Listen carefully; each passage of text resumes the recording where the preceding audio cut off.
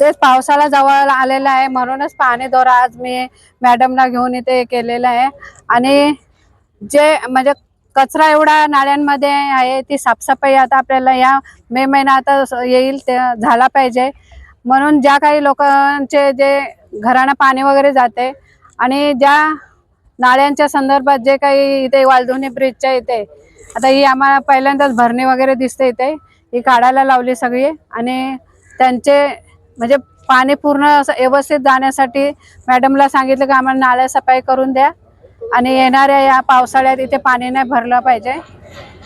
नाही, नाले सफाई काही प्रमाणात आपण बऱ्याच ठिकाणी चालू केलेली आहे। या खडेगोलेली नाल्याच्या इथे वरून आपण अपस्ट्रीम वरून नाला सफाई करत येणार आणि इथे आता सूचना दिलेल्या आहेत। ईस्ट टू वेस्टचं जे आपलं Kalyan West Prem auto to Jagdish दुधालयाचं जे फ्लायओव्हरचं काम चालू आहे त्या अनुषंगाने थोडासा भराव वगैरे इथे आपल्याला बाजूलाही दिसतोय। आता MMRDAच्या अधिकाऱ्यांना कॉन्ट्रॅक्टरलाही सूचना दिलेल्या आहेत की तो भराव इमिजिएटली 8 दिवसाच्या आत काढून टाका। काही पोर्शनमध्ये रेल्वेने पण त्यांचा एक ट्रॅक ते ॲड करणार आहेत, त्याच्यासाठी भराव केलेला आहे। आता रेल्वेच्या अधिकाऱ्यांशी बोलून त्यांनाही सूचना दिलेल्या आहेत की इमिजिएटली तो भराव पण काढून टाका। आणि आपला मॅक्सिमम प्रयत्न असेल की पुढील 8 दिवसात आपण जेवढं हे बाकीचा पोर्शन क्लिअर करता येईल भराव वगैरे या लोकांकडून तर मी स्वतः मॉनिटर करणार आहे। पुढच्या सोमवारी व्हिजिट ठेवली आहे। राहिला नाला क्लिनिंगचा विषय तोही लवकरात लवकर आपण अपस्ट्रीम वरून या लोकेशनलाही क्लिअर करून देऊ जेणेकरून या वर्षी पाणी भरणार नाही याची दक्षता आपण घेऊ। प्रत्येक वर्षी अधिकारी येतात, ठाम विश्वास येतात, परंतु जैसे ते तशीच परिस्थिती असते।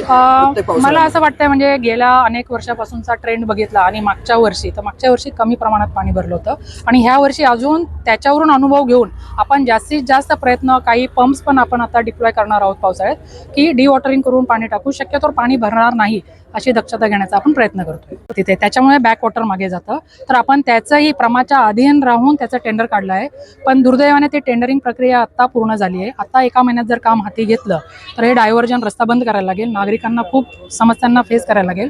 पावसाळ्यानंतर आपण ते 8 मीटरचा 24 मीटर करणार आहोत, त्याची पण वर्क ऑर्डर आपण करून घेतली आहे।